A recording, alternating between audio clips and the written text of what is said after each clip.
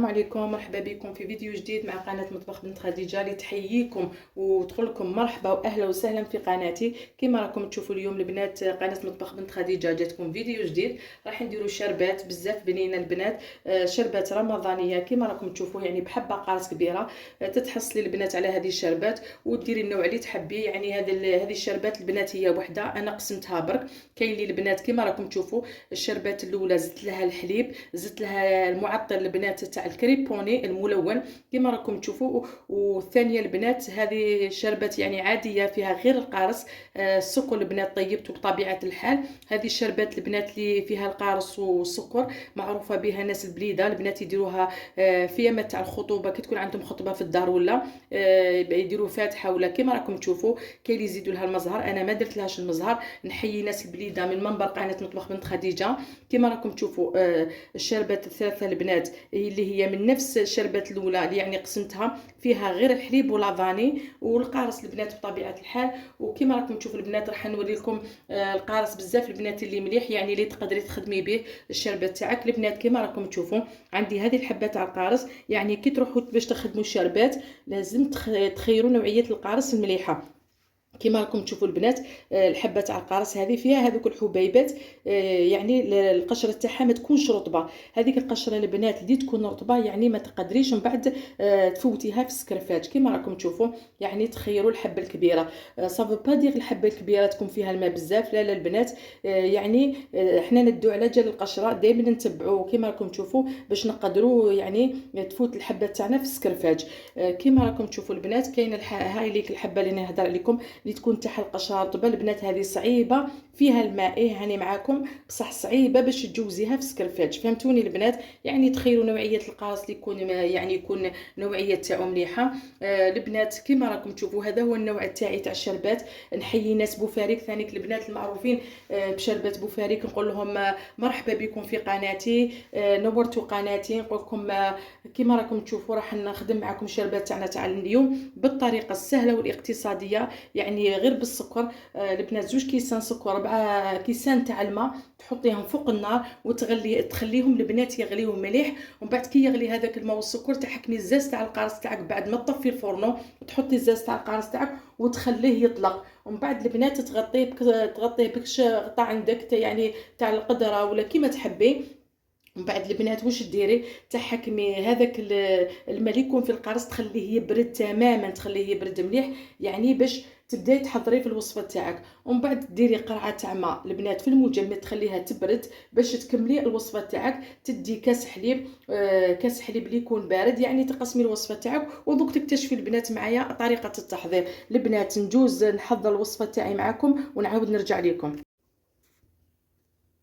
كما راكم تشوفوا البنات انا عاودت رجعت لكم، راح نوري لكم الوصفه تاعنا. قلت لكم الوصفه تاعنا ما فيها والو، فيها 2 كيسان برك تاع السكر اللي نحضروا بها الشربات تاعنا، وفيها 4 كيسان تاع الماء البنات، وفيها قلت لكم القارص يعني الزاز تاع القارص. كما راكم تشوفوا انا سكرفشت حبه قارص وراح نحصل البنات 2 حبات تاع القارص، تما ديت الزاز تاع حبه برك، مانيش حابه يكون هذاك العصير اللي يكون قاصح، يعني كي تشربيه ما تقدريش حتى تهبطيه.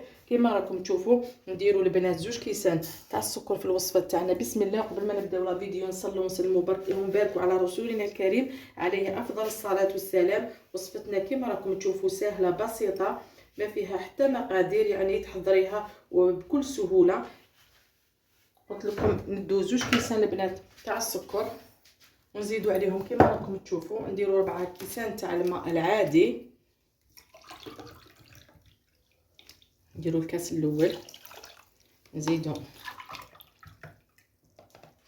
الكاس الثاني، الكاس الثالث، ونديروا الكاس الرابع كما راكم تشوفوا. ونخلطوا المكونات تاعنا يعني الماء والسكر نخلطوهم مليح البنات حتى يذوب كامل معنا هذاك السكر. ومن بعد باش نحطوهم فوق الفرن كما راكم تشوفوا نقعدوا نخلطوا فيه. لازم تخلطيه، لازم ديري البنات هذه الحركه باش يذوب لك هذاك السكر مليح. وتجيك هذيك الشربات تاعك بنينه. وقلت لكم بالنسبه للوصفه تاعنا الزاز تاعنا ما نحطوش البنات، نخليو قبل الشربات تاعنا طيب تغلي، كي نطفيو عليها نروحو نفرغوا عليها هذاك الزاز. بالنسبه للحليب البنات اللي تحب دير الحليب تاعها في الشربات دير، اللي تحب دير ياغورت ناتور دير، يعني باش حد تخدمي بالميكسور ولا تخدمي الوصفه تاعك عادي كيما تاع زمان. شربات قلت لكم الشربات لازم طيب، ما كاش منها يقول لك الشربات ما وسكر. الشربات اللي طيب يعني راح تقعد معاك البنات مده، تقعد معاك تحطيها في فريجيدر راح تقعد معاك مده ومش حتفسد. مش الشربات اللي تحطيها كما يقولوا ما وسكر. انا بالنسبه لي ماشي شربات كما يقولوا نحن نخدموا قلب اللوز، ما نقدروش نديروا ما وسكر ونسقيو به قلب اللوز. فهمتوني البنات؟ شوفوا البنات بهذه الطريقه. بالنسبه لي زاغوم تحبوا ديرهم كيما تحبوا تستغناو عليهم، راهم كاينين لي زاغوم انواع واشكال في الاسواق البنات. انا قلت لكم ما نحبش بزاف هذوما لي زاغوم، مي باش نصور معكم لازم نوريكم كيما راكم تشوفوا. تخلطيه مليح دوكا البنات نحطوه فوق النار نخليه يغلي. كي يغلي يقعد 10 دقائق ولا يغلي، ومن بعد نعاود نحيه ونحط له هذاك الزاز تاعو. وبالنسبه للشربات تاعنا البنات لازم تكون عندنا لافاني، ديروا لافاني نوعيه مليحه، تحبوا ديروا المزهر ديروا، تحبوا تستغناو عليه يعني هو اختياري. البنات نخلي الشربات تاعي طيب ونعاود نرجع ليه. كما راكم تشوفوا البنات خياتي حباباتي، الشربات تاعنا راهي فوق الفرن البنات راهي طيب. قلت لكم خلوها تغلي مده 10 دقائق البنات حتى طيب مليح. ومن بعد كي طيب البنات تطفيو عليها وتحطوا هذاك الزاز، غير طفيو جوست ما تطفيو البنات تحطوا الزاز تاعكم وتخلوه يطلق في هذيك الشربات مليح. ولازم هذيك البنات هذيك الشربات قبل ما تخدمي بها يعني ديري لها هذاك الحليب وديري لها هذوك المكونات يعني لي زانغريديون اللي بقاو البنات. لازم هذيك الشربات تبرد تماما، غير البنات تروح لها هذيك يعني هذاك الدفا وهذيك السخانه تروحي تحطيها في الفريجيدير تخليها تبرد. ومن بعد كي تبرد تبداي تحطي في الاضافات تاعك، يعني تصفي البنات هذاك الزاز اللي حطيتيه فيها وتبداي تحطي في الاضافات تاعك، وراح تحصلي على شربات بنينه راح ديري بها البنات حاله في رمضان. ان شاء الله نكونوا ملحيين. البنات الاوفياء سيداتنا امهاتنا مرحبا بكم في قناتي. نقول لكم دائما نورتوها. المشتركين الجدد اللي دخلوا قناتي نقول لكم اهلا وسهلا ومرحبا. القدم دائما نقول لكم داركم. كما يقولوا انتم بكم اللي يعني تطلع القناه تاعي. نشكركم على التعاليق الشابه اللي راكم تحطوها. نقول لكم اهلا وسهلا. كما راكم تشوفوا البنات الشربات تاعي بدات تغلي، دوكا البنات نزيدوا لها 10 دقائق ونطفيو عليها.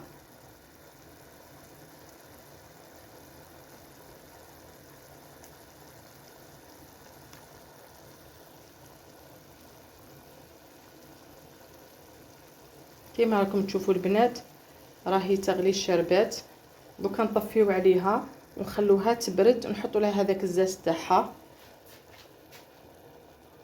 كما راكم تشوفوا نحطوا هذاك الزاز بعد اللي طفينا البنات عليها، نغطيوها ونخلوها تبرد تماما. بعد نرجعوا نحطوها في الفريجيدير ومن بعد نحطوا المكونات تاعنا. دوكا البنات نكمل ونخليها تبرد ونعاود نرجع. كما راكم تشوفوا البنات راني خرجت الشربات تاعي من الفريجيدير. كما راكم تشوفوا راهي بردت، انا ما بردتش البنات مليح، راح نحط عليها هذاك الماء اللي كان في المجمد. كما راكم تشوفوا يعني تخليو الماء تاعكم يبرد. قيس 4 كيسان. كما راكم تشوفوا دوكا البنات واش نديروا نحكموا الشربات تاعنا هذيك اللي طيبناها نصفيوها البنات نحوا لها هذاك الزاز. كما راكم تشوفوا البنات راني صفيتها. شوفوا البنات اللون تاعها كيفاش يجي. دوكا البنات واش نديروا عليها نحطوا عليها هذوك نكملوا نحطوا عليها هذوك 4 كيسان تاع الماء اللي يكون بارد، الكاس اللي عبرنا به البنات السكر. نتوما دائما ديروه في حاجه واسعه، الا كثرتوا خدمتوا كونتيتي يعني كبيره. شوفوا البنات دوكا واش ندير درنا هذوك 4 كيسان تاع الماء البارد. دوكا البنات انا نقص من هذيك الشربات، قلت لكم باش ندير بها يعني 3 حاجات، ندير بها 3 انواع تاع الشربات. نقص منها كما راكم تشوفوا يعني نقسمها، ومن بعد هذه نزيد نقسمها باش ندير الشربات يعني العاديه. كما راكم تشوفوا البنات مازال ما حطيت لهاش البنات القارص. شوفوا البنات عندي زوج حبات البنات، هام ليكم القارص اللي حصرتهم، ديت يعني باش نوري لكم كلش. درت زوج حبات، وحده ديت منها الزاز والاخرى خليتها عادي البنات. يعني هذه الكميه تعطيكم هذا الكاس كامل. ندو البنات نديرو تقريبا نص كاس في الكميه الاولى. شوفوا البنات واش درت، ونزيدو نروحو نخدمو نديرو نص كاس اللي بقى لنا في الكميه الاخرى. كما تقدروا تخلطوا كامل هذه الشربات مع بعض، ومن بعد تبداو تقسموا. انا حبيت نخدم هكذا، يعني الاختيار يبقى قلت لكم ليكم. دوكا واش نديروا البنات؟ الحاجه الاولى اللي نديرها في الوصفه تاعي البنات لازم لكم لافاني. انا نحب تاع الميزان، كيما توفرتش عندي البنات تاع الميزان راح نحط هذه تاع البواطه يعني تاع العلبه. انا نفضل البنات تاع الميزان. شوفوا ديروا كميه مليحه. شوفوا البنات باش تعطيكم هذيك الريحه الشابه في الشربات تاعكم. شوفوا البنات وتبقاو تخلطوا. بالنسبه للحليب قلت لكم تقدروا ديروا كما تقدروا تستغناو عليه. الحليب البنات قلت لكم نص كاس ماشي كاس، سمحوا لي. ولي تحب قلت لك ديروا يعني ماهوش لازم، ولي تحب يعني ما ديروش. شوفوا البنات تخلطوا، ونزيد نخلط هذا. خلطي مليح هذيك لافاني تاعك. ومن بعد البنات هذه اللي راكم تشوفوا فيها ندير لها هاوليكم لاغوم البنات. راح ندير لها لاغوم هذاك تاع الكريبوني قلت لكم فيه ملون. شوفوا ومن بعد نزيد عليها البنات، نزيد عليها الحليب هذاك. هاوليكم ديروا اللون كيما تحبوا، يعني راني نوريكم كلش قدامكم باش تعرفوا البنات النتيجه تاعها. هاي ليكم البنات. بالنسبه اللي قلت لكم للشربات ردوا بالكم تحطوا الحليب سخون على هذيك الشربات اللي تكونوا ديجا طيبتوها، باسكو راح ندير لكم واحده الحبيبات كما صرات لي النهار الاول انا اللي كنت نتعلم فيها. يعني البنات كامل رانا نتعلموا من القنوات، رانا نشوفوا، يعني ما زدناش معلمين. لازم الانسان يتعلم باش ينجح في الوصفات تاعو كما راكم تشوفوا البنات.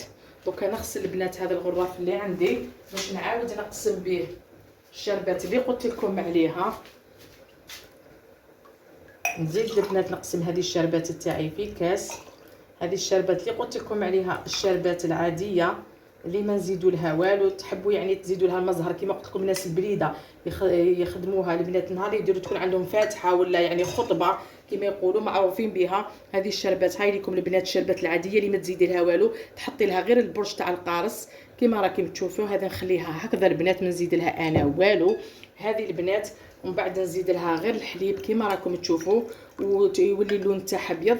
البنات نكمل كما راكم تشوفوا، نكمل الوصفه تاعي وتشوفوا النتيجه النهائيه تاع الشربات. كما نقول لكم اللي جربتها نقول لك ربي يحلي لك ايامك، ربي يفرحك.